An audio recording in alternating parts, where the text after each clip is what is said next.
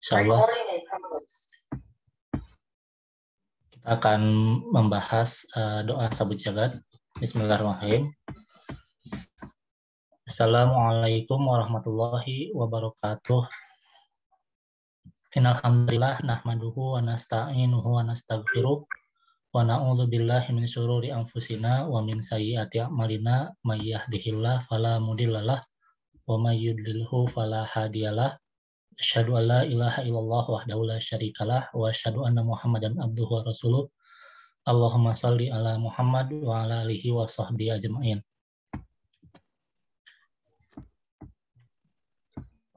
A'udzu billahi minasyaitonir rajim. Fa idza qadaytum manasikakum fadhkurullaha ka dzikrikum aba'akum aw ashadda dzikra.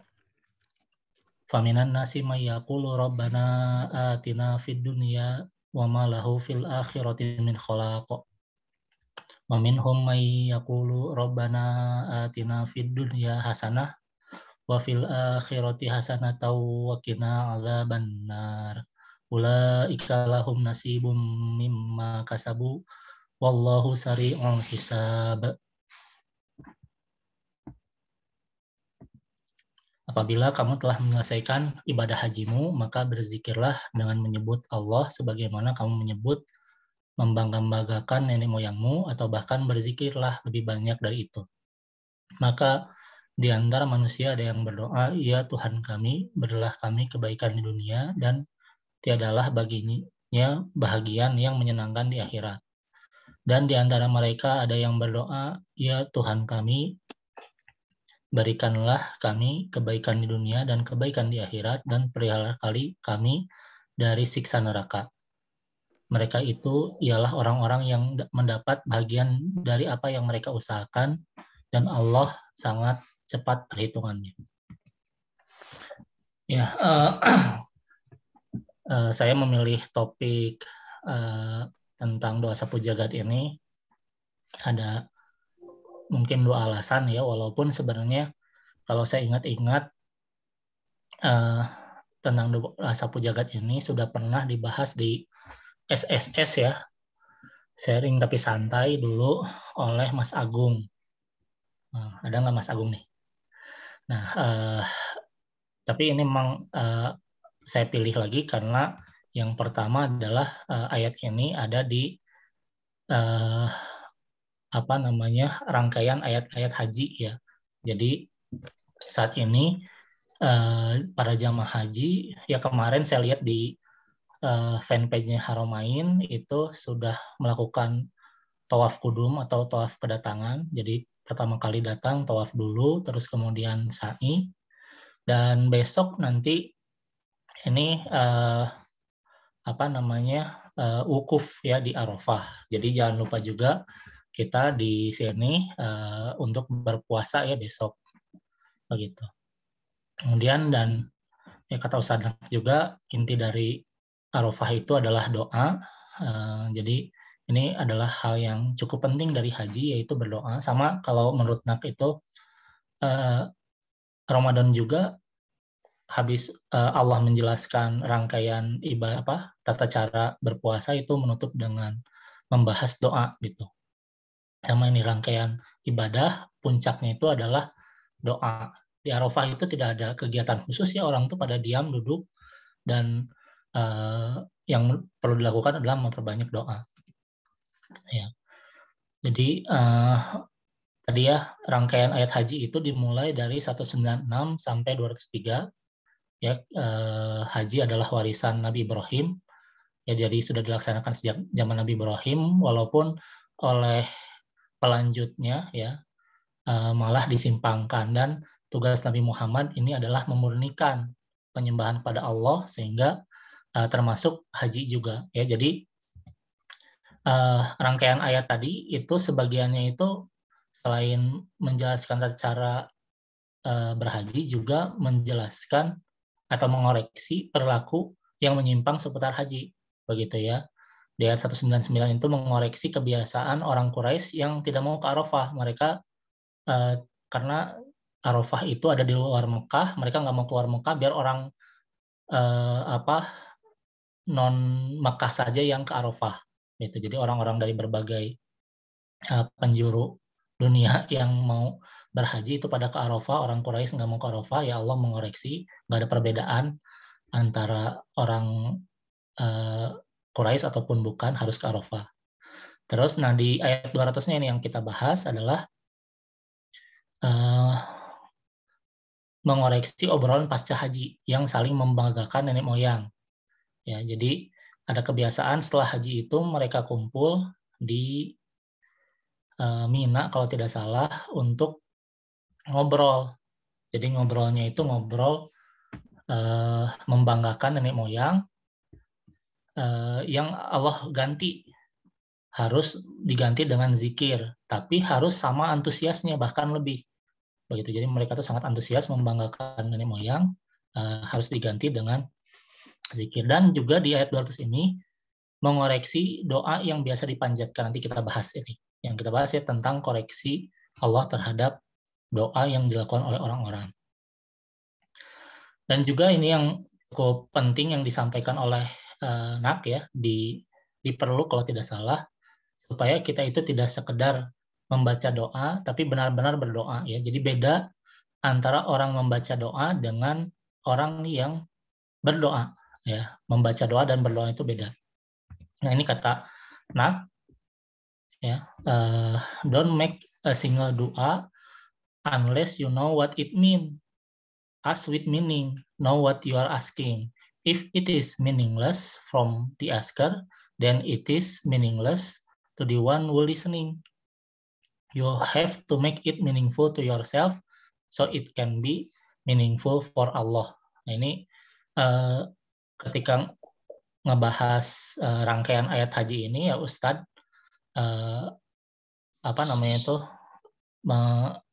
minta kita ya untuk memahami doa-doa yang dipanjatkan. Jadi kan tadi di Arafah itu seharian duduk begitu ya, duduk, tidak ada kegiatan khusus, tidak ada sholat, tidak ada apa begitu ya.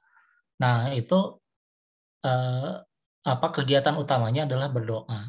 Ya banyak orang yang membawa buku doa di sini, membaca buku doa, dihatamkan, diulang lagi.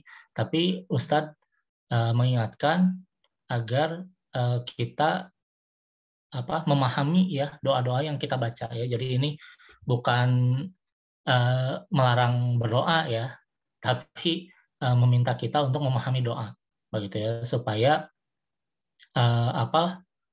bermakna di kita sehingga bermakna di Allah. Nah, walaupun tadi konteks doa ini ya di dalam Al-Qur'an itu dalam konteks haji, tapi sebenarnya kalau kita lihat kebiasaan Rasulullah membaca doa ini pada setiap kesempatan ya. Jadi ini menurut Anas bin Malik ya, yang dicatat oleh Imam Bukhari dan Muslim, dari Anas radhiyallahu anhu, ia berkata bahwa doa yang paling sering dibaca oleh Nabi adalah, ya Allah karuniakanlah kepada kami kebaikan dunia dan kebaikan akhirat, dan selamatkanlah kami dari siksa neraka. Walaupun ini kalau di hadis redaksinya itu bukan Rabbana atina fid dunya hasanah ya, tapi Allahumma atina fid dunya hasanah begitu. Jadi depannya aja sedikit beda. Nah ini sama Rasulullah SAW, doa ini yang paling sering dibaca dalam setiap kesempatan. Kalau ada apa-apa doa ini begitu ya. Ya dalam riwayat Imam Malik ya yang dicatat oleh Imam Malik ada tambahan ungkapan yaitu jika Anas bin Malik ini berdoa, ia pasti berdoa dengan doa tersebut. Kalau butuh sesuatu, butuh apapun, doa yang dipakai adalah doa sapu jagat ini. Ya, bahkan kalau ia hendak berdoa dengan doa yang lain, ya jadi ada doa khusus misalkan ya, karena doa sapu jagat ini doa yang umum, tetap disisipkan doa sapu jagat ini. Ya, doa misalnya doa apa, tetap ditambah gitu ya. Jadi makanya kalau kita dengar misalnya para penceramah ya, khotib, dai, kalau ketika berdoa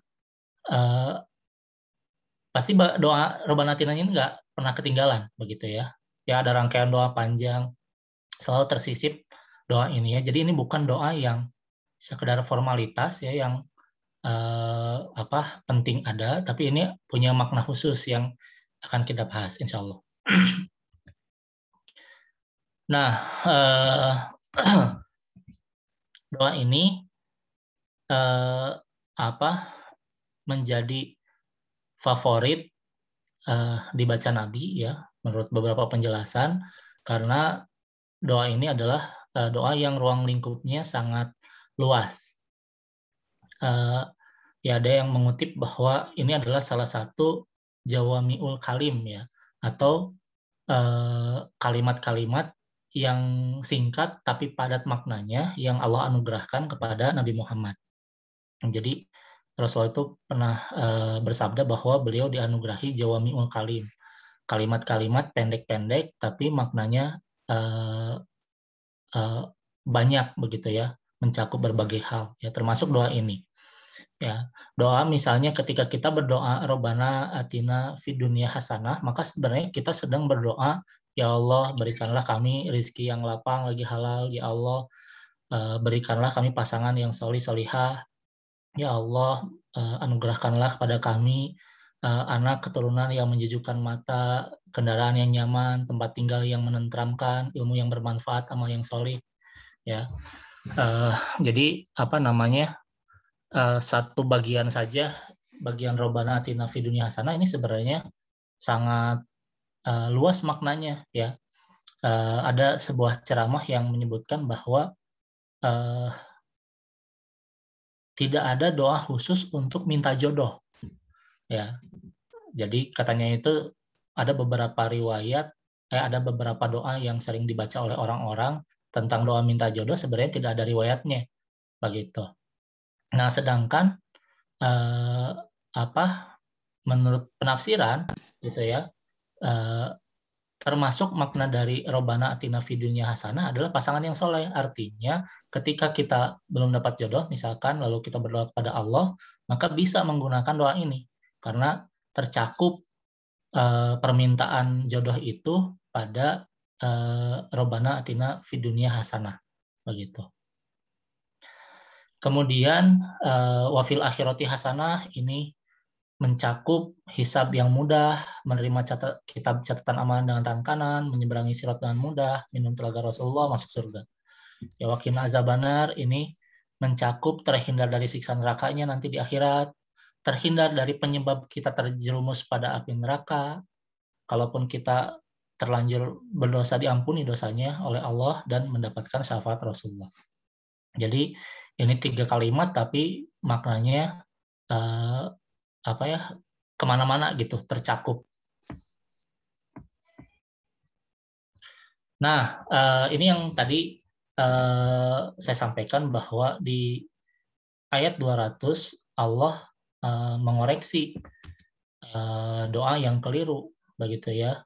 Faminan nasi mayaqulu Rabbana atina fid dunya wa ma lahu fil akhirati min khalaq. Maka di antara manusia ada yang berdoa, ya Tuhan kami, berikanlah kami kebaikan dunia dan tiadalah baginya kebahagiaan yang menyenangkan di akhirat. Ini kalau menurut Ustadz, ini adalah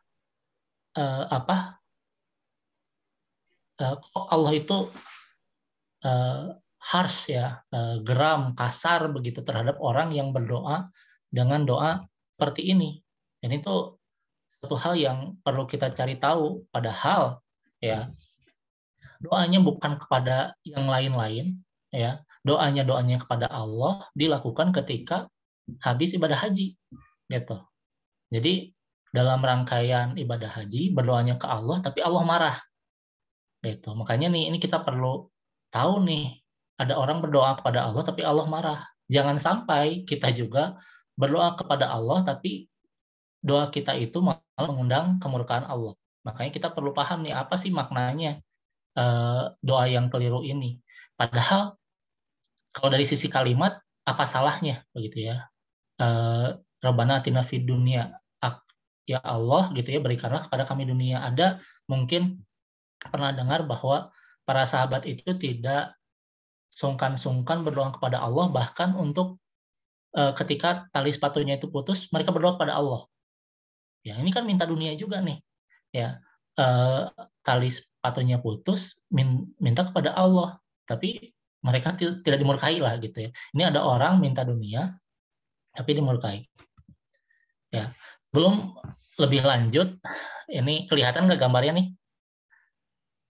Ya, ini saya pengen intermezzo dulu. Ada sebuah film yang ketika Ustadz itu ceramah Nightly Reminder ya, pas Ramadan tahun berapa itu, 2018 ya mungkin atau sebelumnya 2017, itu Ustadz ada ceramah doa-doa dalam Quran, doa-doa para nabi dalam Quran. Salah satunya doa ini. Ketika Ustadz ceramah itu, saya kok ini kayaknya tuh ngejawab sebuah film ya. Ini wrong number nih, ini kata kunci di filmnya itu ya. Nah, ini saya cuplik dari filmnya PK ya, oleh Amir Khan ya. Jadi bintangnya adalah Amir Khan. Nggak tahu nih ada saudaraan nggak ya sama Ustadz ya. Ini ketika Amir Khan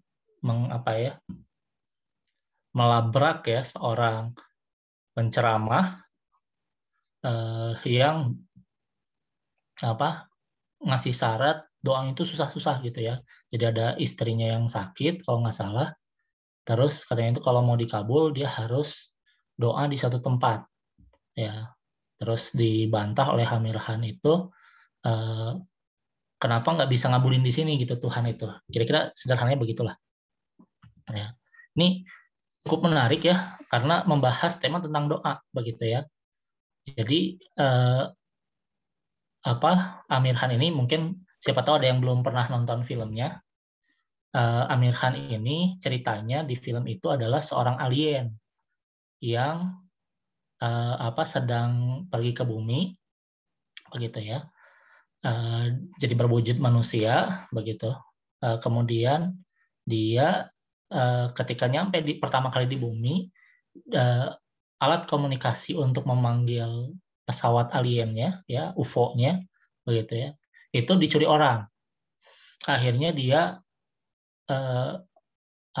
keliling-keliling di New Delhi ya kalau tidak salah untuk menemukan alat komunikasinya itu. Cuman yang dilakukan bukan pergi ke polisi karena dia sudah nanya polisi ya, tapi kata polisi itu, wah di mana nyarinya nih di New Delhi, hanya Tuhan yang tahu gitu kalau nggak salah si polisi bilangnya begitu. Terus akhirnya dia nanya ke orang-orang di mana nyari Tuhan gitu ya. Dia akhirnya ke rumah ibadah begitu ya. Terus melihat bagaimana orang-orang beribadah. Dia juga pernah ngetesting ya. Saya nge-screenshot ya di sini ya. Oh enggak.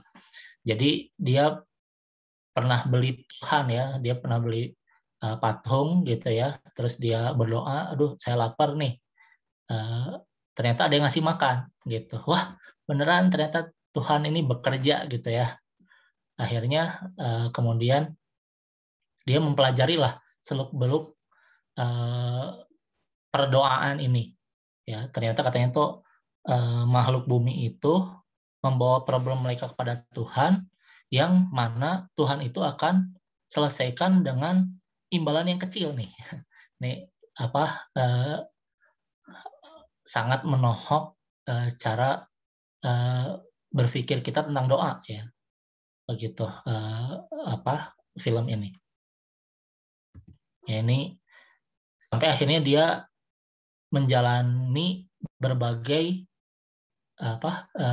dia bingung gitu ya, Tuhan mana yang benar. Akhirnya dicobain semua Tuhan gitu ya, Hindu, Kristen, Islam ya, bahkan di sana tuh Syiah juga dia datengin gitu ya, ikutan berdarah-darah melukai diri begitu. Terus sampai akhirnya dia mencapai pencerahan bahwa ternyata orang-orang itu membuat Tuhan gitu. Nih lihat nih, nah ini adegan ketika dia sedang membuat Tuhan. Ini dia datang ke sebuah kampus ya di mana orang-orang lagi belajar gitu ya, kelihatannya ketika masa ujian, terus dia naruh batu, dikasih tanda, di dekat batu itu ditaruh uang. Ternyata nggak lama orang-orang berkumpul naruh uang terus berdoa begitu. Itu akhirnya antrian makin panjang dengan cara orang berdoa macam-macam, ada yang sampai tidur-tidur di sini depan batu ini. Ya, cukup menarik ya. India itu karena kaya akan agama, diceritakan berbagai cara orang berdoa di sana begitu. Nah, tapi ini yang Ustadz bahas ya. Jadi kalau melihat fenomena agama-agama, ya mereka itu beragama lebih pada self-service, bagaimana agama itu menjadi pelayan dirinya. Bagaimana dengan agama orang mendapatkan apa yang diinginkan. Jadi beragama itu bukan menjadi hamba Allah gitu, hamba Tuhan begitu ya. Tapi ini beragama itu saya dapat apa begitu. Ini kunci ya dari film Pike itu gitu ya. Kebanyakan orang di sana berdoa untuk mendapatkan keinginan dirinya gitu ya. Ada masalah ya, ada mungkin yang tadi ujian begitu ya, atau ada yang misalnya anaknya sakit atau ingin naik jabatan atau lainnya, mereka berdoa.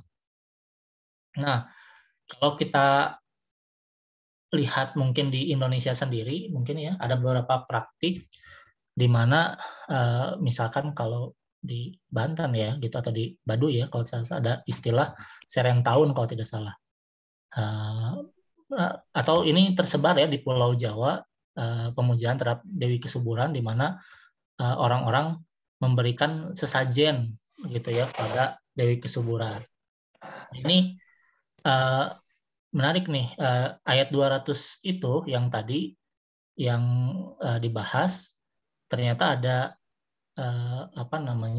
ada asbabun nuzulnya ya, yang dicatat oleh Ibnu Abbas, yang disampaikan oleh Ibnu Abbas, yang dicatat oleh Ibnu Abu Hatim. Nah, kata Ibnu Abbas, ada segolongan orang Arab yang biasa datang ke tempat wukuf berdoa, ya Allah, jadikanlah tahun ini adalah tahun hujan, tahun kesuburan, tahun kasih sayang, tahun kebaikan. Ya, sama nih. Jadi menjadikan Allah sebagai Tuhan bagian kesuburan lah mungkin ya. Begitu, tanpa menyebut soal akhirat ya. Ini pertanyaannya nih. Adakah yang berharap kebaikan akhirat dari Dewi Kesuburan ini? Kalau kita lihat praktek di Indonesia, adakah yang meminta ampun untuk orang tuanya dari Dewi Kesuburan? Adakah yang minta anak keturunan menjadi anak yang soleh dan solehah kepada Dewi Kesuburan? Nggak ada. Yang mereka hanya ingat Dewi Kesuburan itu ketika ingat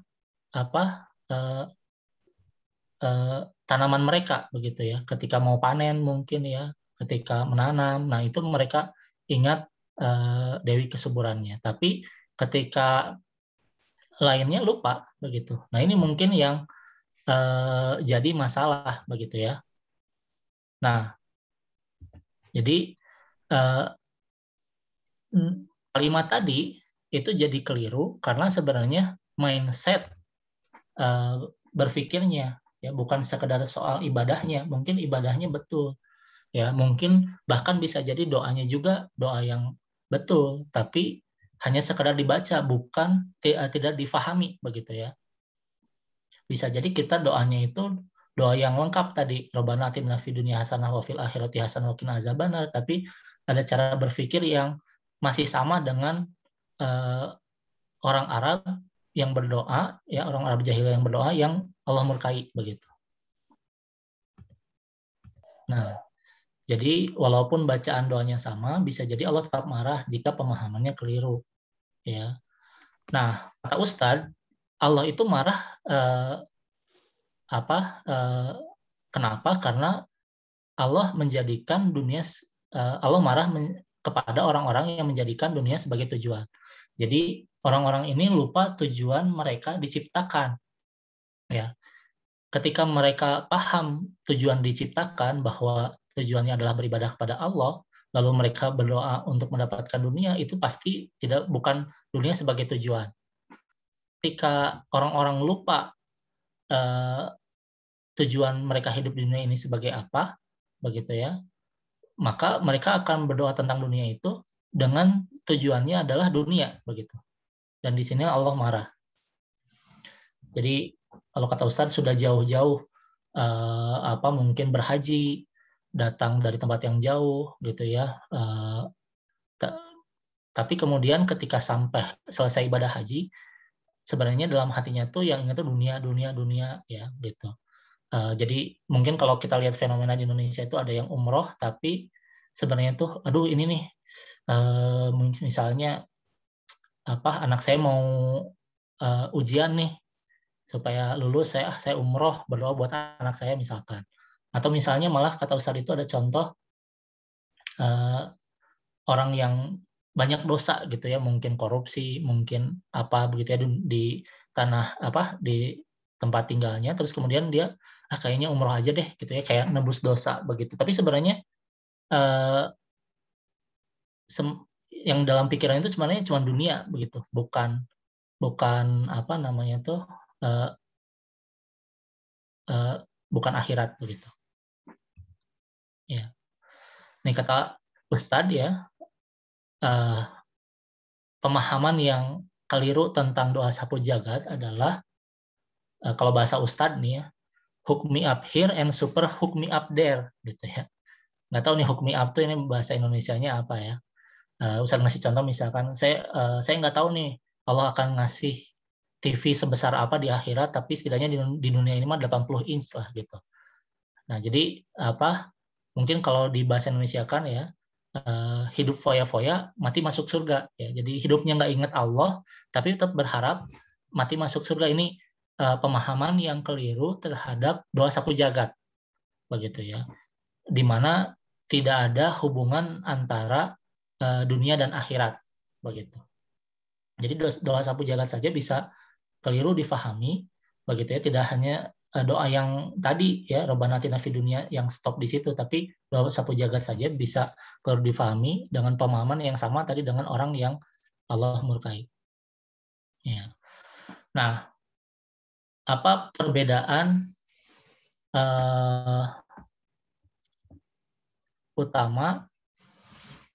perbedaan pertama ya?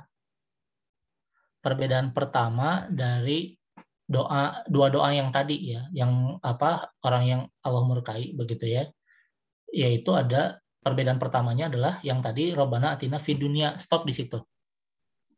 Nah, doa yang Allah koreksi tadi diganti dengan Rabbana atina fid dunya hasanah. Nih ada satu perbedaan pertama yang saya lihat Ustadz itu memberikan penekanan di sini begitu ya. Ini ada hasanah ini nih yang pokoknya itu begitu ya. Yang intinya itu ada di sini. Ya. Karena ketika kita misalnya berdoa meminta dunia begitu ya, kadang-kadang kita itu keliru tentang apa yang baik, yang bagus begitu ya, yang indah itu seperti apa. Karena setan itu tugasnya zayyana lahumu syaitanu malahum, kalau nggak salah ya begitu ya ayatnya itu. Setan itu membuat bagi kita itu hal itu jadi indah, dosa-dosa itu jadi indah begitu. Jadi kadang-kadang yang nggak baik itu dibikin jadi indah. Nah, disinilah pentingnya hasanah. Hasanah itu tidak sekedar indah luarnya. Jadi yang kelihatannya indah tidak sekedar itu. Jadi kalau menurut Ustadz itu hasanah itu adalah keindahan luar dalam. Tidak hanya luarnya yang kelihatan bagus, tapi dalamnya juga bagus. Ya, tadi misalnya soal ya Ustadz itu menyinggungnya misalkan kita berdoa minta jodoh begitu ya.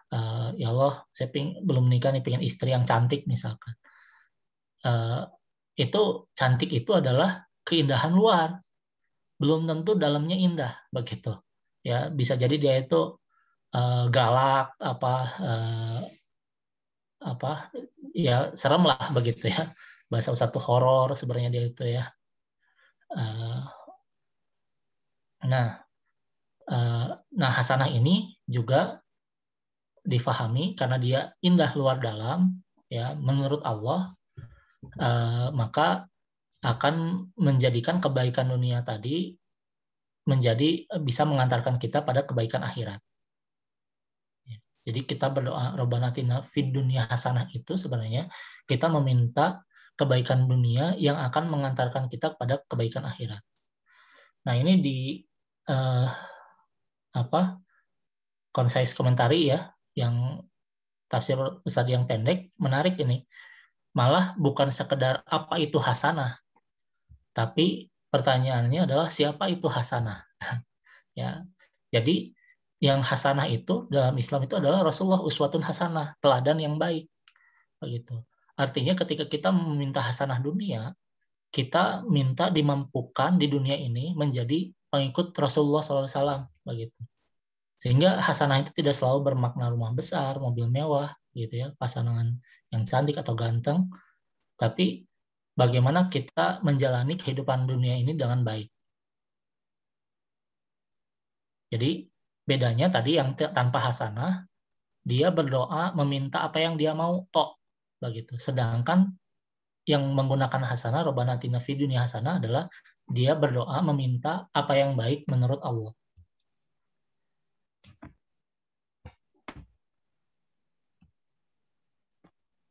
Ya, jadi ya Allah berikan kepada kami yang sungguh-sungguh baik. Nah, ini Ustadz juga memberikan peribaratan ya, karena ini berada dalam konteks ibadah haji. Doa ini Allah sampaikan, kita perlu membayangkan ibadah haji itu apa sih, begitu ya. Nah, sebelum ke situ nih, ada yang menarik bahwa di ayat 197 Allah itu ada kalimat watazawwadu ya, atau berbekallah. Jadi ayat 197 ini turun ke karena ada orang-orang Yaman yang pergi haji tanpa membawa bekal sedikit pun ya. Jadi mereka berangkat haji itu cukup berbekal tawakal, begitu ya. Sehingga akhirnya malah jadi pengemis. Sehingga ada ya jadi asbabun nuzul, kejadian orang-orang Yaman berhaji tanpa bekal ini jadi asbabun nuzul turunnya ayat 197. Allah memerintahkan orang yang berangkat haji itu berbekal. Nah, ibadah haji atau utamanya wukuf di Arafah adalah simulasi kejadian di akhirat nanti ya. Orang dikumpulkan ya di padang mahsyar, yang mana mereka itu nggak kelihatan tuh bedanya orang miskin, orang kaya, semua dengan tanpa membawa apapun kecuali 2 helai kain, gitu ya. Nah, ini seolah-olah berangkat haji itu sebagai jadi orang yang berangkat haji itu seolah-olah berangkat ke akhirat, begitu ya. Dan untuk berangkat haji, Allah memerintahkan kita untuk membawa bekal yang cukup. Bahkan Allah izinkan boleh berniaga gitu ya ketika haji supaya cukup bekalnya. Artinya apa? Artinya ketika kita meminta kebaikan dunia kepada Allah, maka kita sebenarnya sedang meminta kepada Allah bekal untuk perjalanan ke akhirat. Nah, ini konsep dari doa Rabbana atina fid dunya hasanah itu adalah kita sedang bukan meminta foya-foya di dunia, begitu. Ya, saya pengen senang-senang aja di dunia. Apa doanya? Doanya Rabbana atina fid dunya hasanah, gitu. Bukan. Tapi kita sedang minta dunia untuk menjadi bekal, begitu. Kalau di study di sini konteksnya haji, orang berbekal untuk pergi haji. Nah, kalau konteks yang lebih umumnya, kita berbekal menuju ke akhirat, begitu. Ya. Yang menarik nih, di haji saja diizinkan berniaga, artinya Islam itu tidak menyuruh kita menjauhi dunia nggak usah bisnis, nggak usah nikah misalnya ya. Ya itu bukan karakter agama Islam begitu ya. Yang penting ketika kita sedang mengejar dunia itu tidak lupa tentang tujuan untuk apa kita diciptakan. Nih, everything you want in this world, if you are going to ask for it, you better ask for it with one condition. Ya Allah, give it to me if it is good for me, for my akhirah. Ya, ini kata Ustadz. Gitu. Jadi, ketika kita berdoa minta sesuatu tuh, ini baik nggak buat akhirat saya? Ya, ini kalau mungkin saya bahasakan buat orang yang belum punya rumah, ya Allah, berikanlah saya rumah dengan tadi bukan sekedar rumah untuk istirahat tok, tapi rumahnya itu memang akan diisi dengan ibadah, begitu ya. Yang belum punya kendaraan, ya Allah, aduh saya ini masih naik terus, misalnya ngegojek terus, ingin punya kendaraan pribadi, ya mintalah ketika minta kendaraan itu kepada Allah, minta kendaraan karena emang kita akan gunakan untuk ibadah, begitu. Ya, yang belum punya pasangan juga minta pasangan yang akan senantiasa mengingatkan beribadah kepada Allah. Jadi makanya kita bisa pahami tadi kenapa para sahabat itu berdoa sampai ke level tali sepatu yang putus juga berdoa kepada Allah. Karena mereka gunakan sepatunya tadi gitu ya untuk beribadah kepada Allah begitu. Ya, jadi bukan sekedar materialistis lah begitu. Tapi apa yang di dunia yang mereka pegang itu sebenarnya untuk tujuan akhirat. Dan di ayat 202, ulaika lahum nasibum mimma kasabu wallahu sari'ul hisab. Mereka itulah orang-orang yang mendapat bagian dari apa yang mereka usahakan dan Allah sangat cepat perhitungannya. Ya, ini di sini menarik karena sebelum itu kan doa gitu ya. Jadi bukan sekedar kamu doa Allah kasih begitu. Tapi Allah itu akan ngasih apa yang mereka usahakan begitu. Ya, Allah tidak jadi yang sebelumnya kamu doanya begini, Allah ngajarin cara berdoa gitu ya. Rabbana atina fid dunya hasanah wa fil akhirati hasanah wa qina azabannar, ini cara doanya begini. Tapi ternyata untuk mendapatkan hasanah dunia, hasanah akhirat itu bukan sekedar dari doanya, tapi dari usahanya begitu. Ya. Ya, ini keseimbangan dalam agama Islam ya, walaupun doa itu inti ibadah, tapi tetap menyuruh kita berusaha gitu ya. Karena itu ya Allah memberi apa yang orang-orang usahakan itu ya orang-orang yang keliru juga Allah tetap kasih gitu. Cuman dikasihnya itu di dunia saja. Ya, ini juga mungkin kalau saya ingat tadi film Pique tadi itu ya ayat ini tuh nyindir si Pique gitu. Ya. Karena pekerjaan dia itu keliling-keliling mencoba berbagai agama berdoa gitu ya. Doa aja gitu. Padahal dia sampai sempat ketemu jurnalis, dia nggak minta bantuan jurnalis itu buat nyari alatnya, begitu ya. Tapi emang ketemunya setelah tahu alat sih. Ya, jadi jadi hanya di satu sisi aja berdoa untuk mendapatkan apa yang dia dapatkan, diharapkan. Namun perhitungannya nanti ada di akhirat.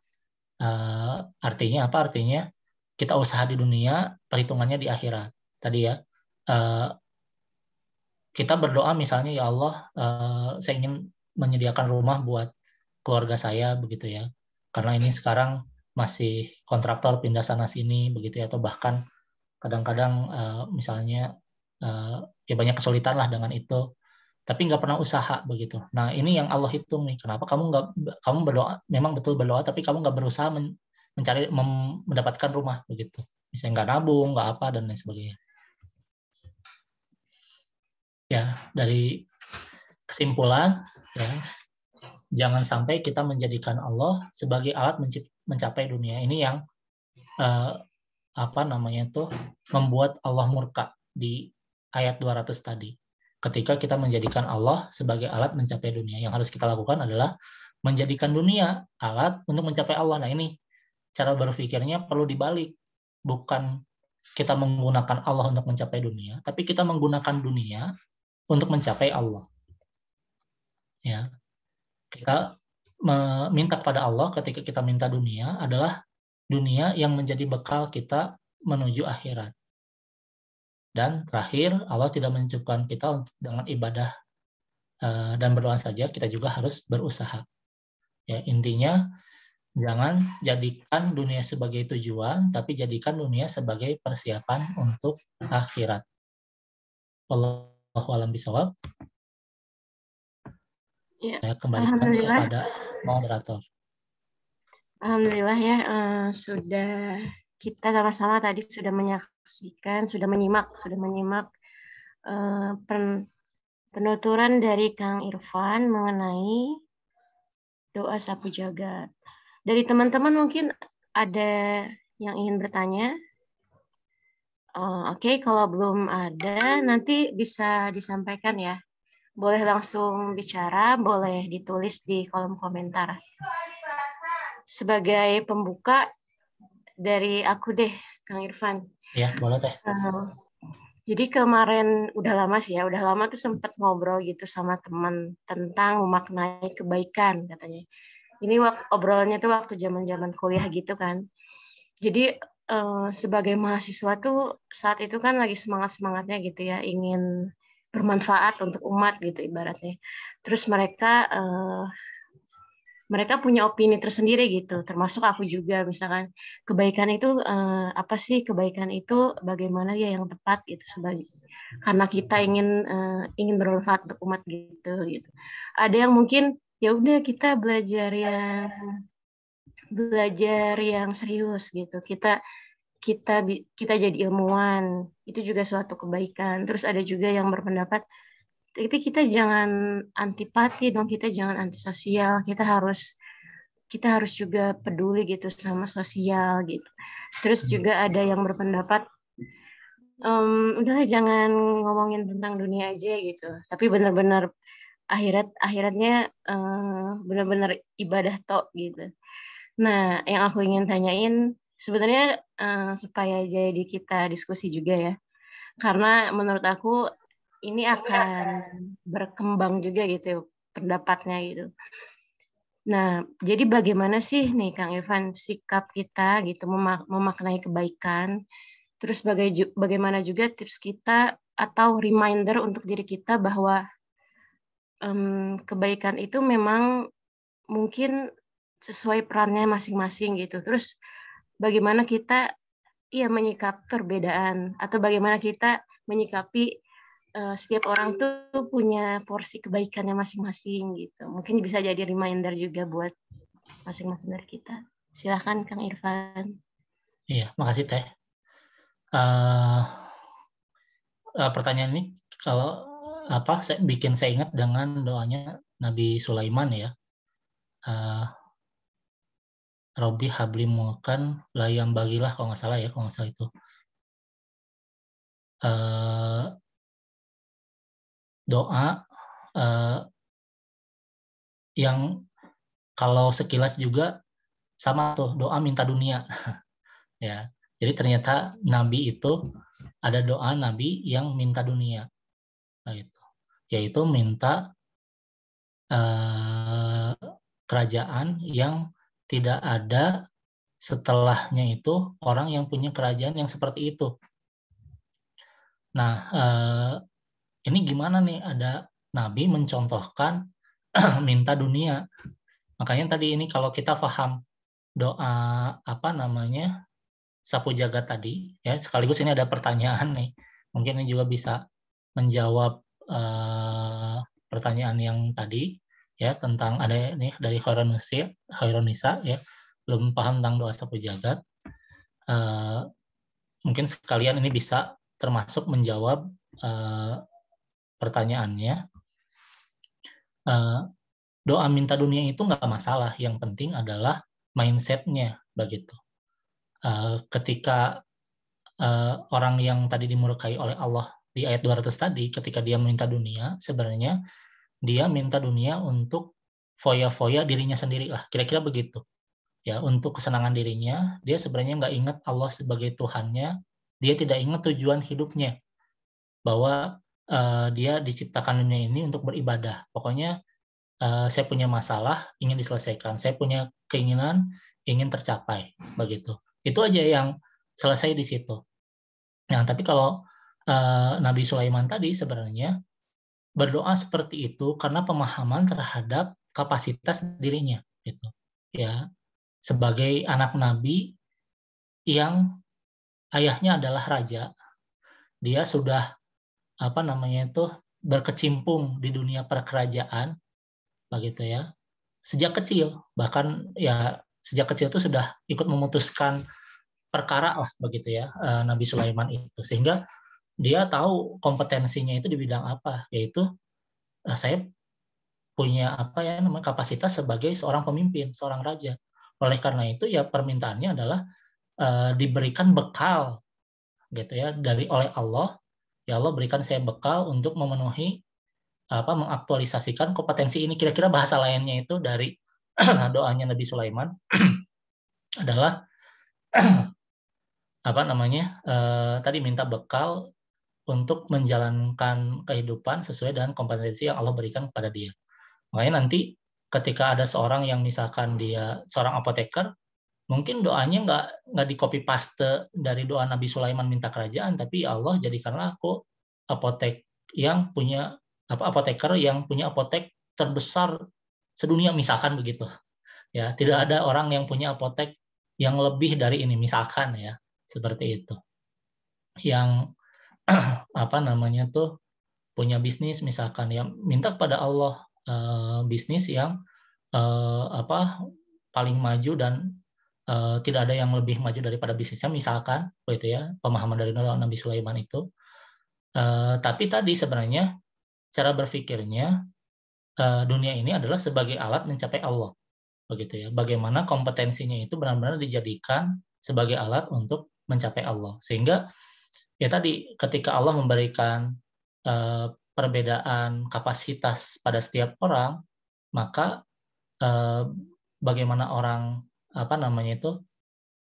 berkontribusi ya kepada masyarakat itu bisa sesuai dengan kapasitasnya masing-masing. Sebelum ini barusan pada subuh saya baca di Facebook ada sebuah tulisan dari terjemahan ya dari Muhammad Ghazali ya, seorang ulama Mesir. Ya, ada yang nanya tentang seorang apoteker nih, bertanya kepada Muhammad Ghazali itu tentang kalau dia nggak kebagian Fatihah, dia perlu nambah rokat nggak ya? Misalnya dia masbuk nggak kebagian Fatihah, nambah rokat atau enggak? Ya, Muhammad Ghazali ini menjawab ada dua pendapat. Yang mayoritas asalkan dia masih dapat ruku, dia bisa dihitung satu rokat, tidak perlu nambah rokat lagi. Ada pendapat lain yang menyatakan bahwa kalau tidak dapat Fatihah, maka dia harus nambah rokaat. Nah, silakan pilih dari dua pendapat itu. Nah, dia terus malah menggali. Nah, ini dalilnya apa yang begini? Yang tidak perlu menambah rokaat, yang perlu menambah rokaat apa dalilnya? Nah, ini malah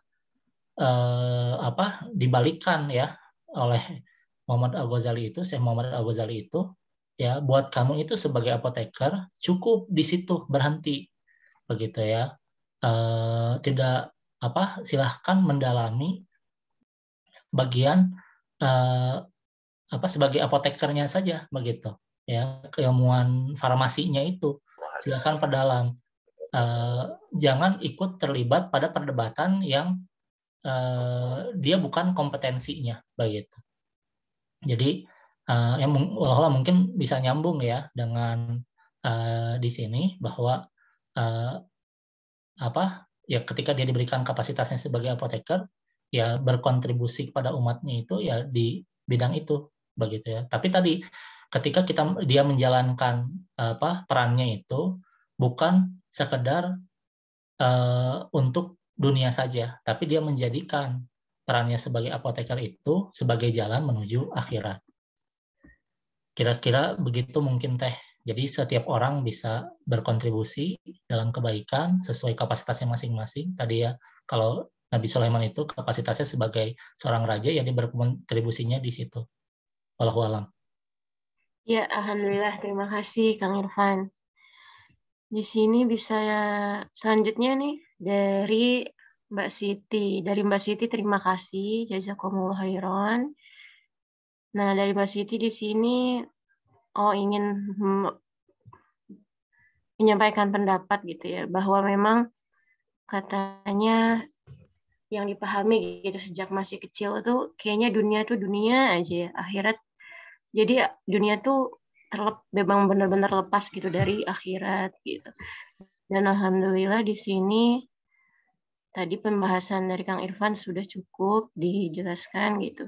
Cuman memang jadinya sifat pekerja keras selama di dunia ini mencapai prestasi di dunia itu seakan hanya untuk dunia saja gitu, kurang untuk akhiratnya gitu.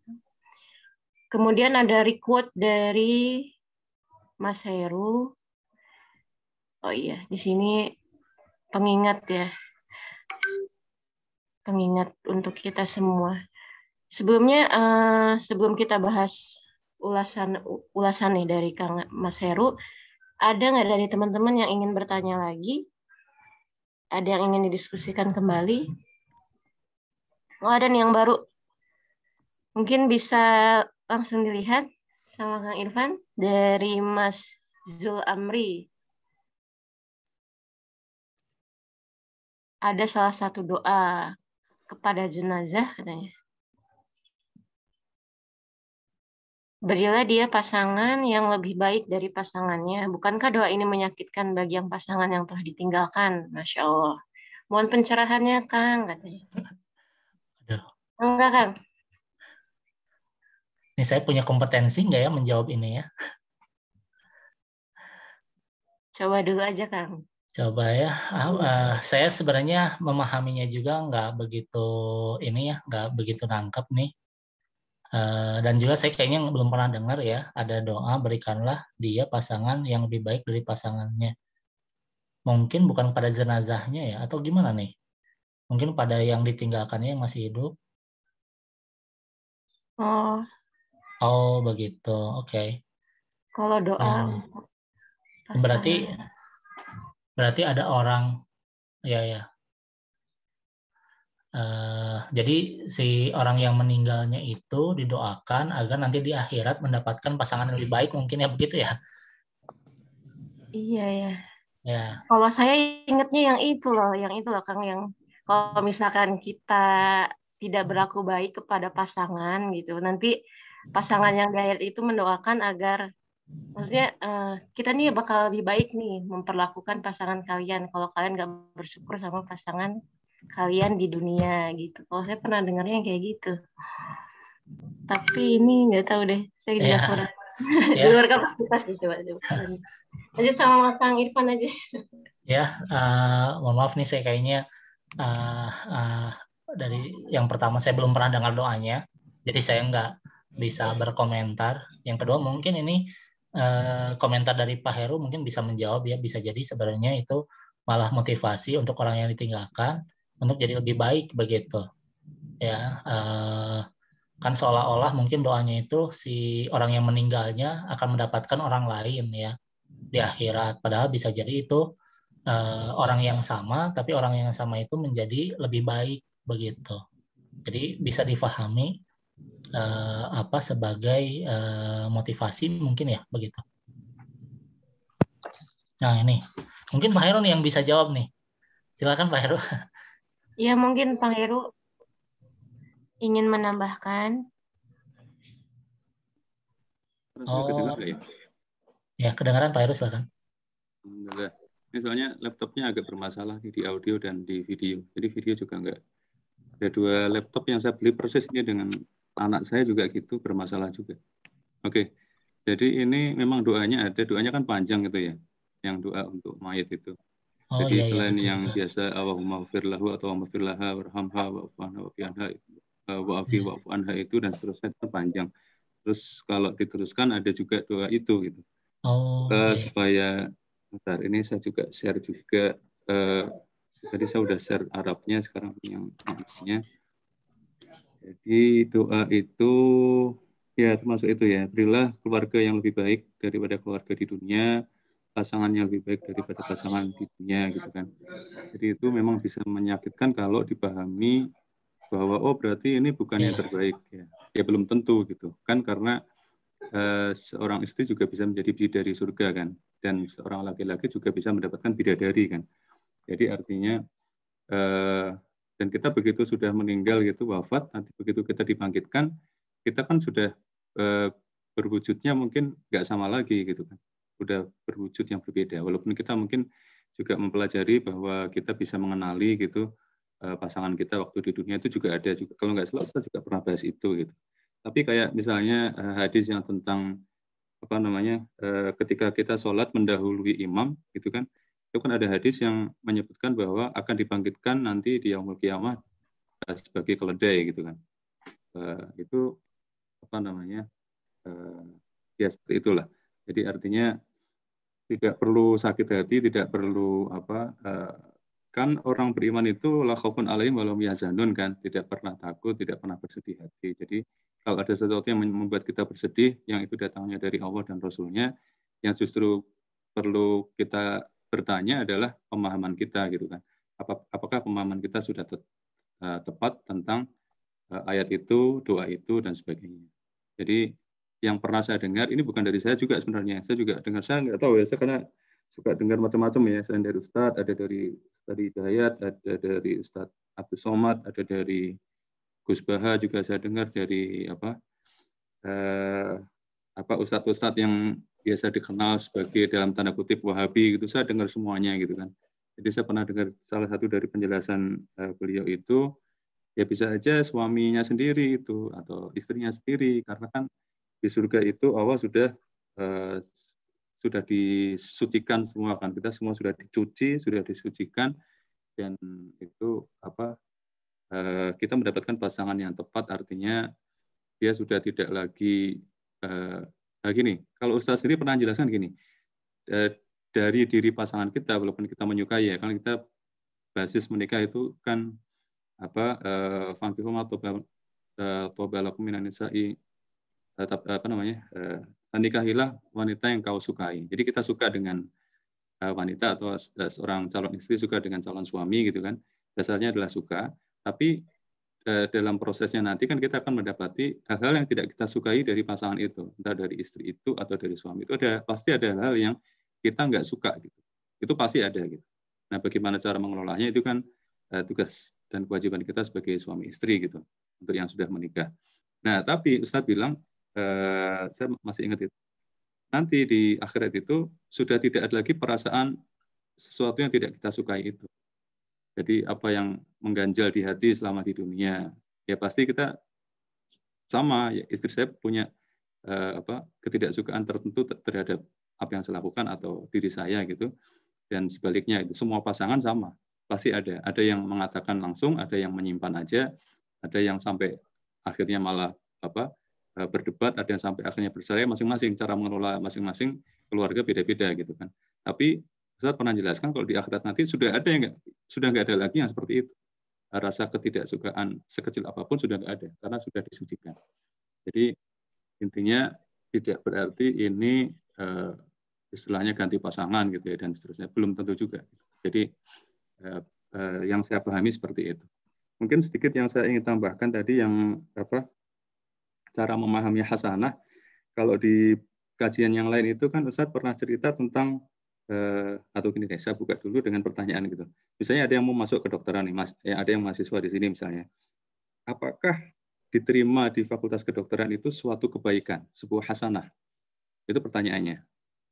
Menurut orang yang hanya inginnya, tadi Kang Irfan bilang self-service itu, pokoknya aku pengen masuk kedokteran.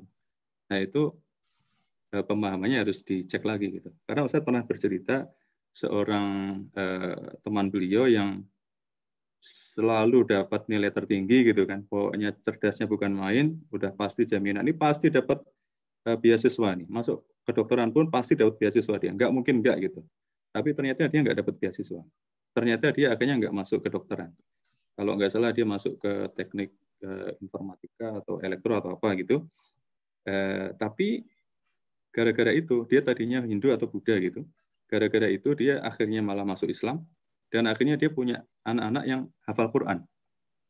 Nah, sekarang pertanyaannya kembali lagi yang tadi, apakah diterima di fakultas kedokteran itu sebuah kebaikan? Ya belum tentu. Karena yang mendefinisikan kebaikan adalah Allah. Kalau dia temannya Ustadz Nukman tadi diterima di fakultas kedokteran, belum tentu dia masuk Islam, belum tentu dia punya anak-anak yang hafal Quran.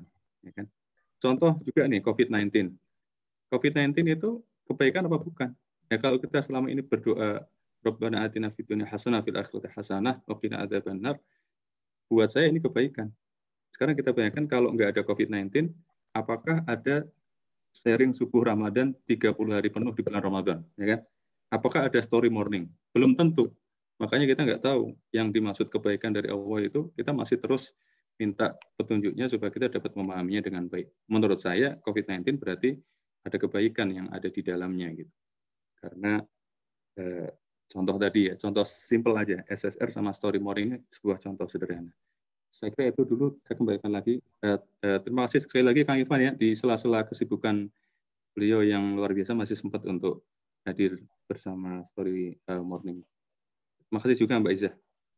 Iya, alhamdulillah ya, banyak pencerahan. Selanjutnya ada lagi teman-teman? Atau ada yang mau menambahkan juga nih? Di sini ada siapa? Ada Pak Dokter Andi mungkin mau menambahkan atau... Oh, ya. Assalamualaikum warahmatullahi wabarakatuh. Waalaikumsalam warahmatullahi wabarakatuh. Izin nambahin Kang Irfan. Iya, Bangga. Ya. Yang saya pernah dengar ceramahnya tuh kalau nggak salah di Bayinah TV juga ada pembahasan soal doa ini. Jadi yang pertama yang dari saya paham itu yang bisa beberapa poin yang mungkin bisa nambah yang nge-share aja apa yang dari saya dapat. Pertama kata-katanya di sini tuh sangat harsh sebenarnya kata Ustaz Namba tuh. Kok orang yang minta dunia aja kok sampai dia tidak akan dapat apapun di akhirat gitu. Allah tuh bilang gitu kan. Pada orangnya cuma minta ya Allah berilah kepada kami kebaikan di dunia. Terus sama Allah dibilang mereka tuh nggak akan dapat apa-apa sedikit pun di akhirat gitu. Itu tuh kata-katanya tuh kata Ustaz Temen itu harus sekali sih kan cuma minta dunia aja kok sampai digituin gitu. Nah yang pertama katanya itu konteksnya dalam ibadah haji soalnya. Si ibadah haji ini tuh merupakan tempat di mana seseorang tuh harusnya meninggalkan semua kepentingan dunianya, tidak memikirkan, benar-benar mintanya tuh tujuan utama di haji itu minta ampun supaya dibersihkan dari dosa. Tapi banyak orang-orang yang datang ke haji itu tuh niatnya tuh nggak bersih gitu. Dia tuh karena pengen dapet titel haji misalnya, atau pengen nggak enak karena dia didesak-desak sama keluarganya, sama lingkungannya, sama komunitasnya. Jadi dia datang ke sana, terus di sana tuh doa-doanya tuh fokusnya tuh dunia gitu, supaya diberikan kemudahan dalam bisnis, semoga dapat anak yang soleh karena misalnya belum punya anak dan sebagainya gitu. Nah itu tuh buat Allah tuh sangat ofensif gitu. Dia datang ke haji di mana di saat itu tuh seperti simulasi hari akhir, di mana dia tuh benar-benar nggak akan di hari akhir tuh orang mikir tentang dunia, tapi dia hanya minta dunia. Makanya Allah tuh sangat istilahnya tersinggung gitu. Makanya ada ayat kata-katanya tuh seperti itu. Karena ada hadis lain kata Ustadz Noman tuh ada yang mintalah kepada Allah, bahkan kalau sendal kamu rusak, sendal kamu hilang tuh kamu minta sama Allah gitu.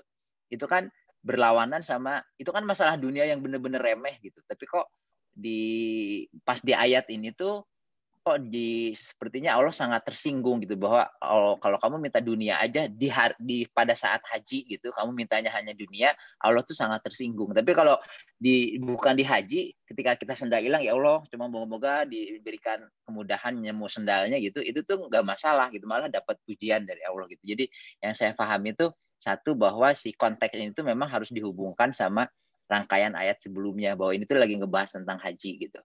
Terus yang kedua tentang hasanahnya itu ada di bahasan yang kalau nggak salah yang di concise, kalau nggak salah di perluk nggak ada, malah di concise dibilangnya yang disebut kan cuman ayatnya tuh cuman ditambah Rabbana atina fid dunya, terus kemudian ada lagi yang berdoa Rabbana atina fid dunya hasanah gitu, Cuma nambahnya itu cuma hasanah aja. Yang disebut hasanah itu dihubungkan sama ayat yang kalimat selanjutnya, wa fil akhirati hasanah. Jadi hasanah yang bermanfaat untuk kebaikan nanti di akhirat. Jadi apapun yang tadi Pak Heru bilang kan, masuk kedokteran itu bagus atau enggak, itu apabila si masuk kedokteran itu bermanfaat buat bisa memberikan kebaikan di akhirat, berarti bagus. Kalau misalnya enggak, berarti jelek gitu. Nah, terus hasanahnya itu jadi pertama dihubungkan dengan yang selalu berhubungan dengan yang hasanah di akhirat. Jadi segala kebaikan yang ada di dunia ini, apapun bentuknya, kita minta yang terbaik, tapinya semuanya tuh punya manfaat nantinya di akhirat gitu. Memberikan kontribusi buat hasanah di akhirat. Kemudian ada lagi yang bahasan tentang bahwa hasanahnya itu maksudnya kemampuan untuk mengikuti uswatun hasanah, laqad kana lakum fi rasulillahi fi uswatun hasanah gitu kan, di dalam sungguh ada dalam Rasulullah itu uswatun hasanah. Nah, itu tuh maksudnya kita tuh bisa mendapatkan hasanah seperti bisa mencontoh segala sesuatu yang dicontohkan oleh Rasul, sehingga kita bisa otomatis, kata Ustadz, kalau misalnya kita bisa mencontoh semua kebaikan yang ada, contoh kebaikan yang ada di Rasulullah, pasti kita akan dapat nanti yang kebaikan yang di akhirat gitu. Terus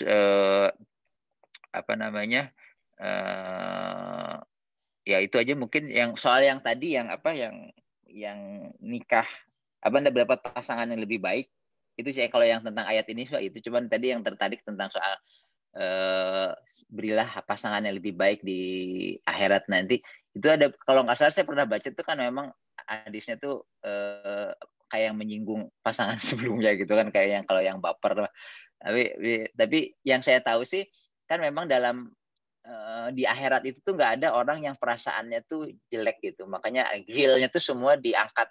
Pernah ada ceramah Ustadz Noman tuh, pada hari akhir itu semua, di surga itu semua gil Allah sendiri yang angkat langsung gitu, karena ada gil-gil yang memang nggak bisa dihilangkan oleh kita sendiri. Jadi sampai kata-katanya di Quran itu, Allah tuh Allah sendiri yang mengangkat gilnya itu, nggak diangkat sama malaikat, nggak diangkat sama dihilangkan aja, tapi Allah mengangkat gil itu karena si rasa yang tidak enak itu tuh sulit. Ada beberapa hal rasa yang tidak bisa dihilangkan sendiri gitu. Kayak kita di dunia itu ada hal yang kita tetap aja nggak enak sama orang ini, nah itu tuh baru bisa hilang nanti di akhirat gitu. Nanti di akhirat itu nggak ada yang perasaan yang tidak enak tadi, walaupun misalnya kita di dunia pasangan yang ini, di akhirat pasangannya yang lain gitu, itu tuh nggak ada perasaan gil yang tidak enak seperti itu. Karena kan memang kalau orang bisa aja kan, istri misalnya nikah sama suamiku, suaminya meninggal, dia nikah lagi, terus nanti di akhirat dia pasangannya sama siapa gitu kan, itu kan jadi kalau pasangan yang lebih baik mana gitu. Kalau seorang istri ada misalnya nikah 3 kali, nanti di akhirat itu siapa dia pasangannya, kan nggak jelas gitu ya. Pokoknya gimana Allah aja lah, dikasih yang terbaik. Kalau bisa masuk surga sih nggak akan ada yang, wah saya nggak enak sih masuk surga, tapi saya nggak enak nih kayak gini kalau misalnya suaminya yang ini atau suaminya yang itu gitu. Jadi menurut saya sih itu tuh maksudnya, dan saya juga setuju kalau misalnya Pak Heru bilang ya nanti bisa aja suaminya yang sama, cuman di versi yang lebih baik, atau istrinya yang sama tapi versi yang lebih baik, yang sudah lebih disempurnakan sama Allah gitu, udah dihilangkan segala keburukannya, jadi otomatis kan jadi lebih baik, tapi orangnya yang sama. Tapi yang lain-lainnya sih masih istilahnya masuk surga dulu lah, kata Ustadz Noman tuh. Kalau misalnya ada yang komplain nanti di surga gimana sih kok kayak begini, nah, itu masuk surga aja dulu lah, pasti kamu nggak akan komplain gitu, kurang lebih gitu. Jadi terus yang yang tentang waqina adzabannar, kalau yang saya pernah dengar sih kayak gitu, karena makanya si hasanahnya itu yang di dunia itu tuh otomatis semua hasanah yang berhubungan dengan kebaikan di akhirat, makanya yang bisa menghindarkan dari siksa api neraka gitu. Mungkin itu yang bisa saya tambah sih. Mohon maaf kalau ada kesalahan. Kasih. Ya, alhamdulillah, terima kasih. Mungkin dari Kang Irfan ya, gimana Kang? Ada tambahan lagi? Iya, mungkin nih bahan diskusi ya. Diskusi. Dari Mas Andi ini untuk poin yang pertama. Nah, memang Ustadz menyampaikan bahwa doa ini perlu dikaitkan dengan konteksnya. Kenapa Allah sangat marah itu karena ini konteksnya ibadah haji. Tapi kalau yang saya pahami, Allah tetap akan marah walaupun ini bukan konteks ibadah haji. Bahkan bisa jadi Allah juga akan marah pada orang yang berdoanya, teks berdoanya itu benar, Rabbana atina fid dunya hasanah wa fil akhirati hasanah wa qina adzabannar. Tapi pemahamannya yang keliru. Jadi dalam pikirannya, dalam hatinya sebenarnya dunia, cuman ya karena memang di buku doanya itu tadi doanya Rabbana atina fid dunya hasanah lengkap begitu ya, dia baca itu. Jadi yang ya tadi yang cukup penting kalau menurut saya itu dari Ustadz itu adalah bagaimana kita memahami doa tadi, ya bukan sekedar membaca doa tapi berdoa. Makanya tadi orang yang para sahabat Nabi sampai putus sendalnya saja minta pada Allah, tapi itu dipuji, itu bukan sekedar, kalau menurut saya ya, bukan sekedar karena itu di luar ibadah haji, tetapi karena ketika dia meminta dunia, dia sebenarnya sedang meminta bekal akhirat. Begitu. Ini ya Allah, saya dengan sendal ini saya pergi ke masjid, begitu.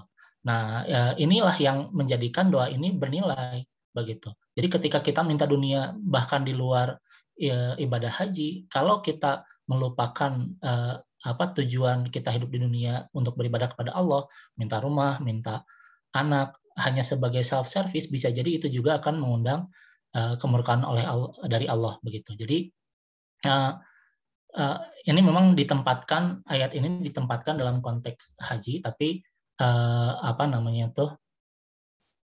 maknanya ini berlaku untuk dalam yang saya pahami berlaku untuk konteks di luar ibadah haji juga, begitu. Karena toh Rasulullah sendiri ya berdoa ini doa ini dilakukan tidak hanya di ketika konteks haji, begitu ya.